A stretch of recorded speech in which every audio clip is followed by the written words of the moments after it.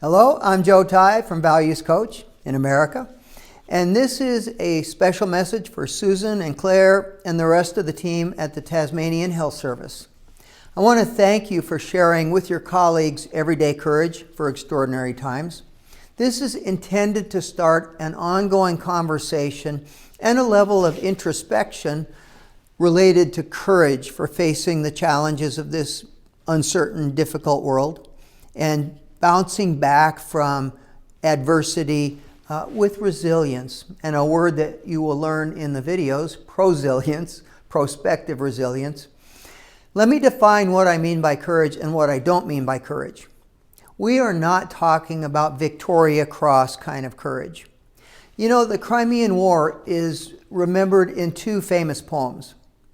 One is The Charge of the Light Brigade by Tennyson, about the courageous but reckless and suicidal charge of the Light Brigade into the Valley of Death. The other is Santa Filomena by Longfellow, the poem that immortalized Florence Nightingale as the Lady with the Lamp.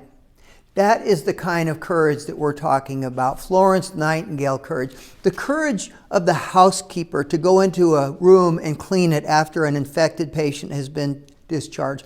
The courage of a nurse to sit with a dying patient and hold that person's hand.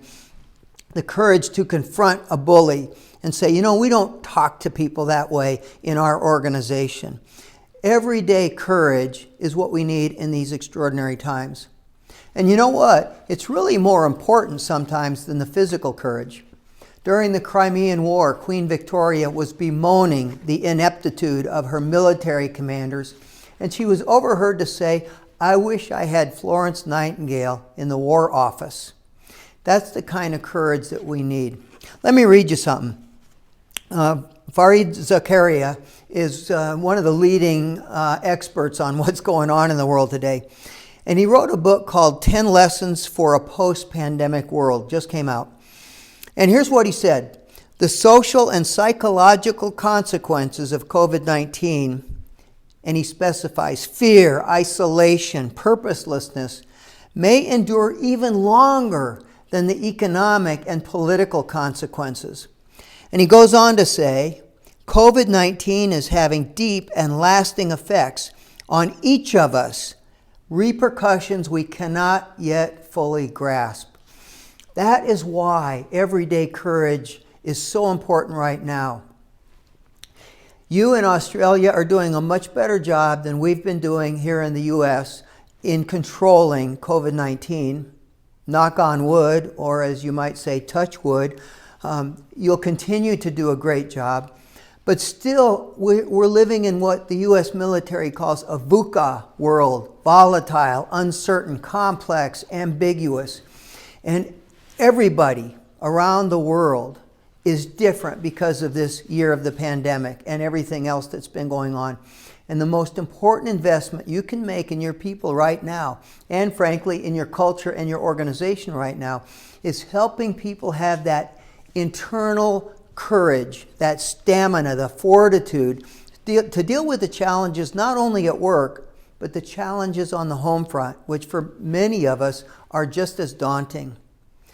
So I will be there with you, at least in a metaphorical sense, and I hope one day in a physical sense I'll be able to come visit you once all this is in our rearview mirror. But for now, please remember these 4 words. Never fear, never quit. Never fear doesn't mean don't be afraid. It means stand up to your fear with courage and do what you have to do even though you're afraid. Never quit. And that doesn't mean don't stop. If something's not working, by all means stop. It means don't give up on the things that are important. Oh, 3 more words. Proceed until apprehended. Today we need leadership in every corner, not just in the corner office. We need to have that commitment to taking the initiative, to doing the right thing, even when we're afraid, even when it's hard. Because real leadership, which we need in every corner, does not require a management title. All it requires is a commitment to everyday courage. Thank you, and I will look forward to hearing great things from you.